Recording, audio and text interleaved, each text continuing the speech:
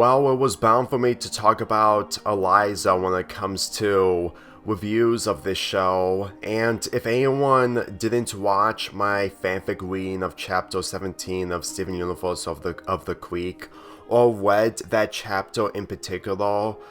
you pretty much knew that Eliza's the type of character that is really difficult to work with when it comes to her personality. But compared to other characters from other cartoons that have this personality, this show is aware on using her at the right time, and the right times are literally the episodes that are 3 to 4 that she gets, and the fact that those episodes at least attempted to make her somewhat of a jerk, which she is a jerk from beginning to end, but at the same time use her properly in comparison to how other characters from other shows were used way too far, to the point that it's difficult to take the personality seriously when you take into the consideration that they've been doing the same routine for episode after episode to where they are not going to be approvable. I'm basically looking at Lola Loud from the Loud House. The episode begins, well, Craig's map got completely ruined due to the rain, and it was mainly the fact that the stump wasn't covered up.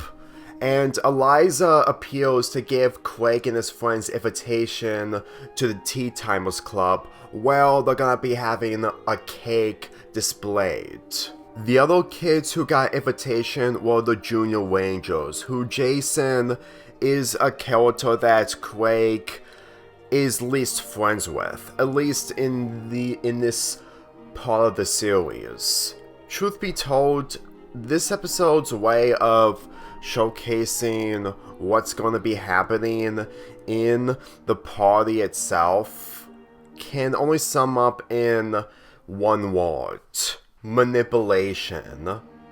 Eliza is doing all this to get a reaction out of the people who won't get along, aside from Craig and his friends, whom Kelsey got out early due to her fighting one of the Junior Rangers. And when it comes to the remaining people in the party, Craig is paired up with Jason, which is all part of Eliza's plan. Since this is also the first time I'm talking about Jason, judging of how that him and Craig don't get along due to their differences, Craig's differences with Eliza is on a whole new level in the aftermath of this episode. And whenever I see Jason in this, I really didn't mind him upon rewatching it, but since that he has a season 4 episode where he sleeps over at Craig's house, looking back, you can't tell if this was entirely planned. I mean, granted, other Creek characters deserve more attention, but at the same time, you never expected Jason to get some kind of attention when it comes to him sleeping over at Craig's place. And yes, there's another episode that I might talk about, but judging of how that this type of character actually have some relatability when it comes to what he does outside of the Creek can only sum up on the fact that there's more going on with the kids' lives, to the point that it's really depressing that we don't get to see more of them due to this show getting cut short in the later seasons. But then again, Eliza's the only character that doesn't really need any information when it comes to her life outside of the Creek. And even if it's gonna take the route of Pacifica from Gravity Falls or something like that, it's really no surprise that she is way worse than her character before she got redeemed in season 2. Because every time I look at her, along with George, who at best ended up becoming the better character in the Tea Timers Club, really sums up on the fact that she won't be able to be a better person due to how she is structured. even if you can give her the benefit of the doubt when it comes to her being a rich girl that has all the money in the world, you can't convince me that her parents bought her that axe for herself. It would take years for her to see self-reflection to where it would be too late for her to redeem herself. When it comes to adulthood, I don't even think that she is worse than Lola, but at the same time, compared to Lola's life, well, she actually has parents who are not spoiled, because it's really obvious that she is one of the 11 kids. Eliza's the only child, which is similar to Pacifica, but at the same time, Eliza's parents off-screen is a mystery we're never going to find out, but it's mostly for the best. And when Craig pushed the cake to realize that it was all a fake, Eliza just gets off scot-free while everyone else causes a food fight.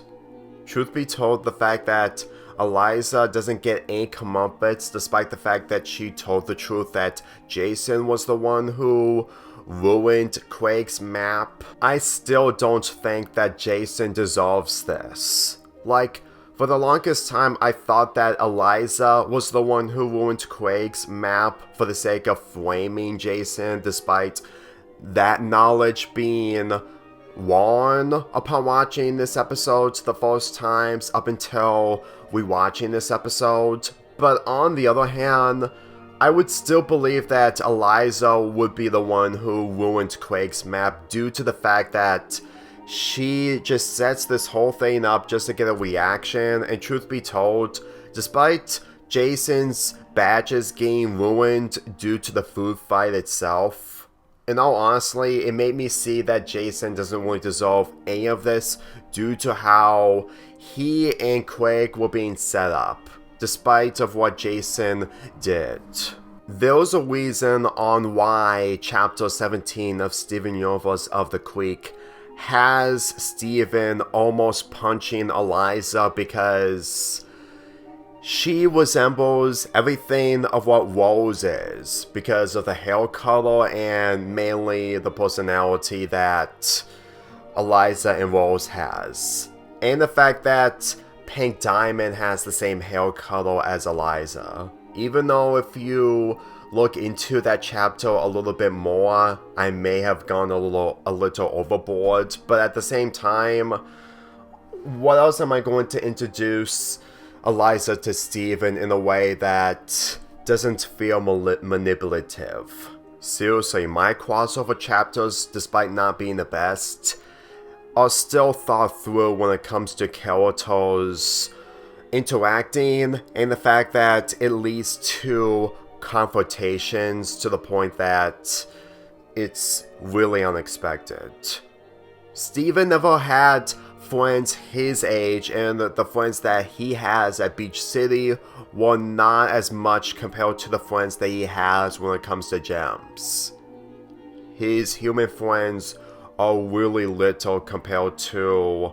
the friends that Craig gets in the creek. The rating I'm giving this episode is a 6.25 out of 10. It's not a terrible episode, considering that Eliza is being used less in this show, but for the nature of this show, it's much more better and worth seeing through the most compared to anything I've seen involving Lola in The Loud House. But obviously Pacifica from Gravity Falls instantly wins Best Witch Girl when it comes to character development.